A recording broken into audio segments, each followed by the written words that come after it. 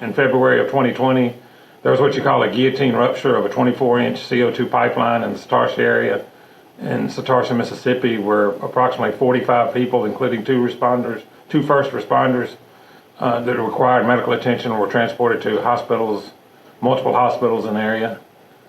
This incident covered around, the actual rupture itself covered around 4.5 hours that it was coming out. The whole incident from beginning to end was around 20 hours. Okay, when you said guillotine rupture, what is that? Can you define that? It's where there's a break, a large rupture, a major rupture in a pipeline. So it separated, pulled apart, ruptured. And what caused that? An investigation afterwards said that where this pipeline runs, it runs through an area of clay in Yazoo County that they call Yazoo clay. And shifting in the clay over a period of time with all the rain, it put pressure on it, which caused a rupture in the pipeline. When did you first hear about the rupture? Okay, it was a Saturday night. I had actually just walked into my house. My family and I were out shopping, and I had a radio on at my house, which I seldom do because you hear it all week long. A lot of times you're not going to listen to it.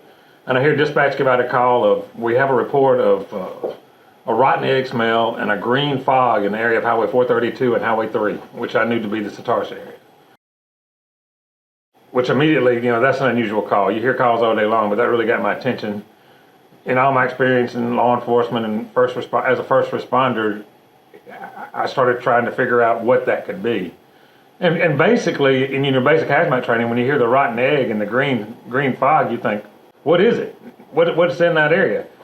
So I got in touch with the fire department that was responding. Me and that chief were both talking, and we start checking out everything. We kind of become investigators at this point. We got to determine what's causing this and how we're going to respond to it. And then the radio starts coming in of people that are reporting that they're short of breath, they're having trouble breathing. And then we're having reports of people calling in saying their cars are stalling in there. So we know we've got a problem. We know we're going to have to get people out. We know we're going to have to, set up command posts around the area and make sure we limit access in and out so that we can protect other people from driving into the area and be able to get people out safely and make sure our responders going in have the right personal protection devices on when they go in. From the time we got the call, about 40 minutes later, he who had done the fire chief in that area, Derwood Pettis, who had been a contractor for Denbury in the past, kind of put two and two together and contacted somebody he knew from Denbury and asked them had they had an issue in the area. He made a phone call to them, and that's when they told him that at about 7:07 they'd had a drop in pressure. So we knew we had a problem that was going to be related to CO2 at that point, 40 minutes after it happened. Not them contacting us, but us contacting them to find out if there had been a problem.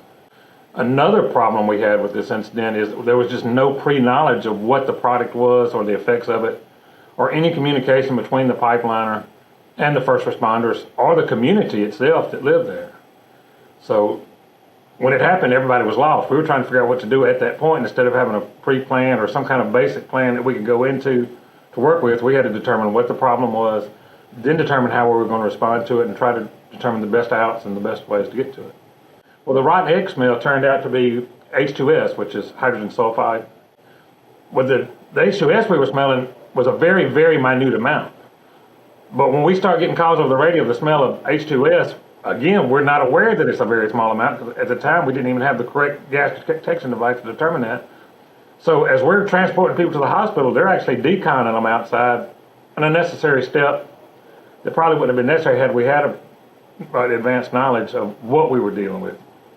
Again, all of these problems have been corrected since then with the pipeline operator that's out there now. They've really worked hard on changing it. But this was just some of the problems we had previous to this event. There were a lot of regulations already in place when this took place. The problem is who is policing to make sure that anybody's following them? I mean, it's easy to go in afterwards and say what you did wrong, but and I use this as an example over and over and over again. Where do you live? What's the speed limit on your street? Okay, let's say in your neighborhood, your speed limit is 25. If you're in a hurry to get somewhere and there's not a policeman checking on you, are you going to police yourself? Be honest. Okay, do you think that these pipeline companies where millions and millions of dollars are at stake, they have people, and that's a lot of things that these agencies, these companies are supposed to police themselves. Well, they're not going to do that. I mean, let's be honest. How did the emergency crews get in if the people who were inside that perimeter couldn't start their cars, how could the emergency crews drive in and out? First of all, we did a lot of walking. We used SCBAs. We had some UTVs. SCBAs are self-contained breathing apparatus. That's what you see your fireman wearing on his back when he goes into backdraft. You use those for instance like this too. So we had SCBAs in use. We had multiple fire departments respond to the scene from Yazoo County, from Yazoo City, and from Vicksburg, Warren County, Jerry Briggs. We had good communication. I was able to get a plume cloud, develop an actual plume cloud that was accurate from the National Weather Service here. So I was able to kind of depict the perimeter of where we needed to search. And my first responders were very resilient as we were going in. When their vehicles would shut down or whatever, and this is a bad term, we would steal another one that was out there. The town itself at this point was, we were doing what we had to do to get people in and out of there. So if one would shut down or whatever, we'd get into another one and get them in and out as we were working through the deal. I was actually in the command center. I'm directing the plume cloud, talking to people. So was I frightened? I had a lot of adrenaline going. I was concerned for my responders. There was one responder, and I tell this story over and over. This is a guy who I've known my whole life, has been a police officer with me, worked with me, sheriff's department. And he's out on the scene, and I'd ordered several times for him not to go into the hot zone without an SCB on. But this was an old law enforcement officer, and we're bad about not listening sometimes when we feel like somebody's in danger. So Terry had made several trips in, and as I'm listening to him on the radio, I can hear his condition deteriorating. At first he's very clear, his breathing gets labored to a point where he gets confused, where I had to order somebody in to get him out myself. And I was really concerned before we got him out that I was going to lose my friend as I was listening to him on the radio, become more and more disoriented as he was pulling people out. And he was fine after they got him out, and he received medical attention. But that was probably the scariest part of the whole thing. When Briggs and them got on the radio and they had found a guy named DeBray Burns and his two brothers out there, when he let me know there was no response, I was concerned that we were going to have a loss of life there. But they did a great job of getting them out. And again, they were on a UTV that was struggling. They actually had to stack them up literally on the back of that cart to haul them out of there because they were afraid that UTV was not going to run anymore. They weren't going to be able to get them out in the amount of time that they needed. So there were a couple of instances like that really scared me. Of course, after we got everybody cleared and everybody was telling me they checked every house, you're going over and over in your head, looking over at the map, hey, do we need to go back in and make another trip? Are we sure we hadn't missed anybody? This is a rural area where people camp that we might not know somebody is. Just things like that. Couldn't have plugged it. The shutoff valve, from what I understand, the closest one was 9 miles down. So from the time it shut, there was enough product in there that bled off for that long in a 9-mile stretch of pipe. I tell you, it had the sound of a jet engine going off. I could actually hear it over the radio as they're going back, and it was like a jet engine just rupturing for that amount of time. Now, at about 11:30 that night after they cleared it, I was actually able to go out on scene in Satartia. And it was the most eerie scene I'd ever been in my life. You had that light chemical smell. There was vehicles abandoned in the area. It was like a ghost town. It was like something you want to see on The Walking Dead as you go into a town. I laugh all the time. I'm not laughing. I make the joke. It was like a zombie apocalypse as you're walking through the town. It was just eerie.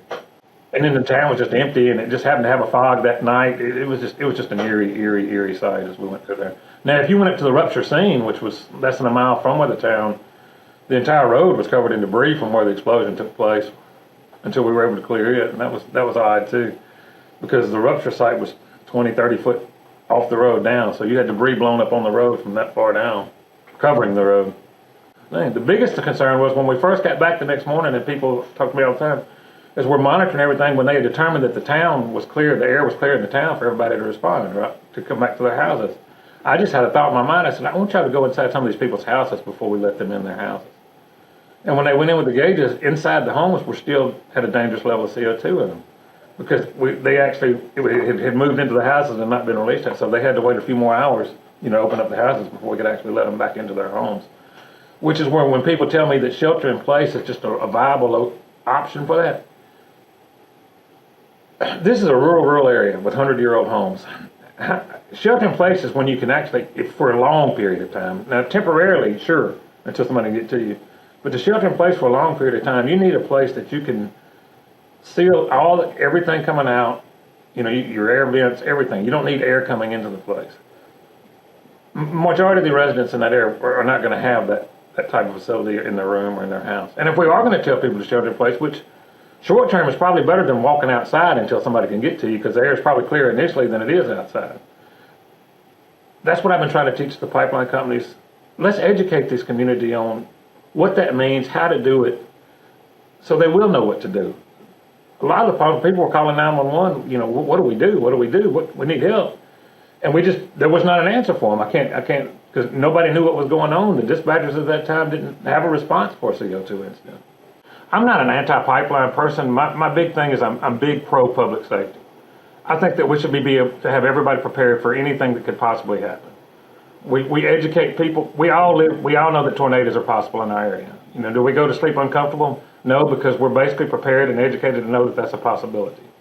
So when you're asking if just it being there would scare people, if they don't have a knowledge of it, it should. If you have a knowledge, maybe not so much.